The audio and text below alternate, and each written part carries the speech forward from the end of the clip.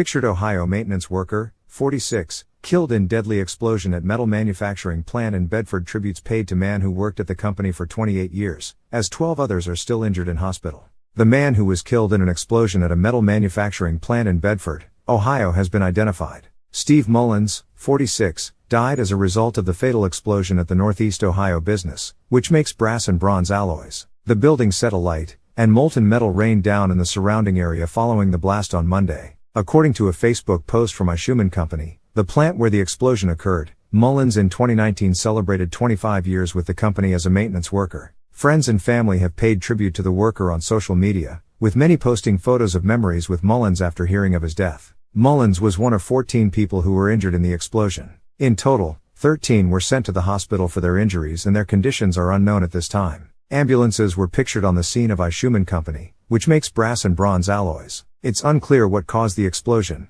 which happened around 2:15 p.m. Monday. One person was originally listed in critical condition, but just after 8:30 p.m., the Cuyahoga County Medical Examiner's Office confirmed one person, now identified as Mullins, died from their injuries. The blast sent smoke billowing into the sky that could be seen for miles around the damaged factory. Emergency services have also requested the development of several medical helicopters. All of those injured were on site, the falling debris having spared those at neighboring businesses, Oakwood Fire Department Captain Brian DiRocco said. The people were mostly walking wounded. They were coming up to us, DiRocco said. I'm sure there's a lot of people that work here that were in shock.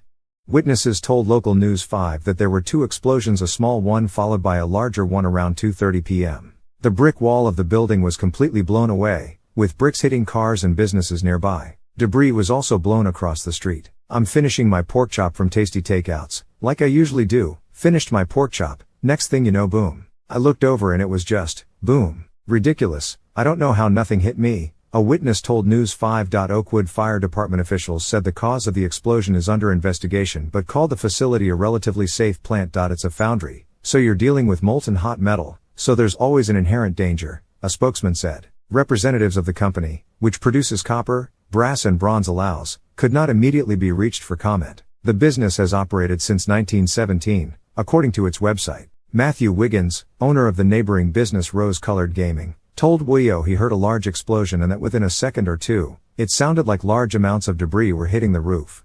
Things were falling off the walls, falling off shelves. We went out front and there was like smoldering rocks and molten metal in the yard. Tons and tons of smoke. Fire billowing out of the building across the street, Wiggins said. Another witness, Joe Sarconi, said he was eating lunch in his car across the street when he heard at least two explosions that obliterated a brick wall enclosing the property. A beam flew across the street. That other beam flew across the street and blew out our window, Sarconi said. Exciting, but horrible.